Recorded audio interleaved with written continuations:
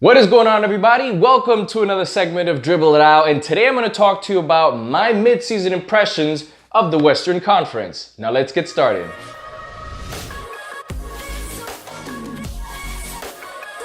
So here, Dribble It Out, we talk about all sorts of NBA related content, so if that is something you're interested in, please consider subscribing with the bell so you always get the latest. So I made a video previously in regards to my first impressions of the Western Conference as well as the Eastern. I also made a video about my mid-season impressions of the Eastern Conference. So if you haven't checked any of those out, I'll put the link in the descriptions below and you might see some stuff popping out here and there so you can click on it and make it more easier for you. And now talking about the mid-season impressions for the Western Conference, we have at the bottom end of the spectrum a very tight race going on. Most teams down here have very similar records at the time of recording. And standing out to me with the Dallas Mavericks is Luka Doncic. He is playing in a ridiculous level for a rookie.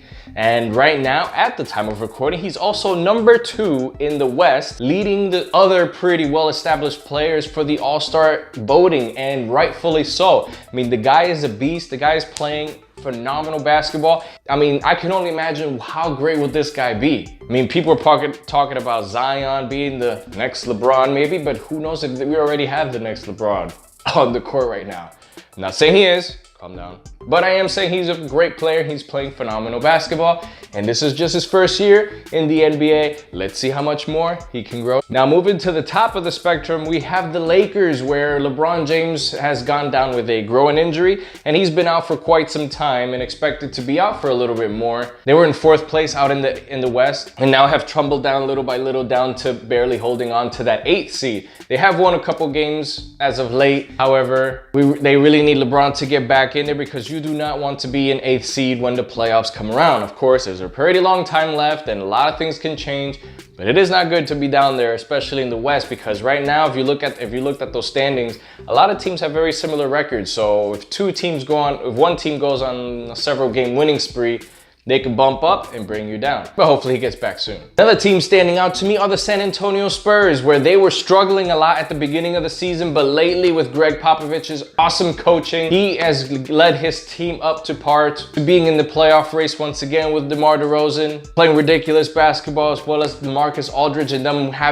working it out where they were saying, well, these two can't work together because they're both mid-range shooters, and in today's league, you gotta be in the three-point line. But guess what?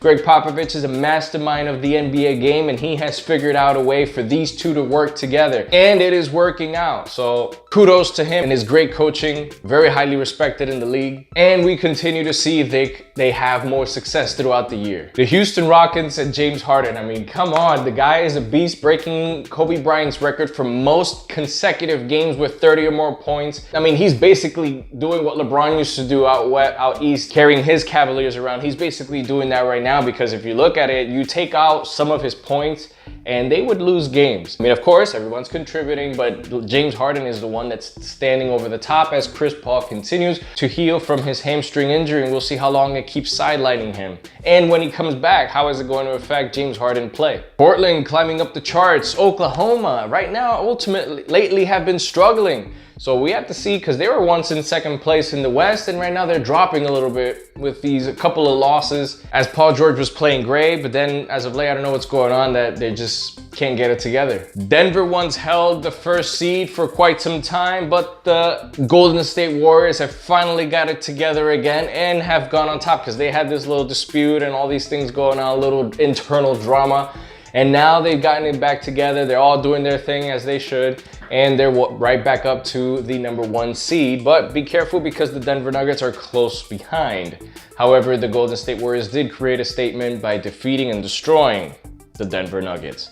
But of course, it's a long season. We'll see how everything continues to play out. But I like the fact that there's a lot of shifting up and down. But the West is a tight race as always.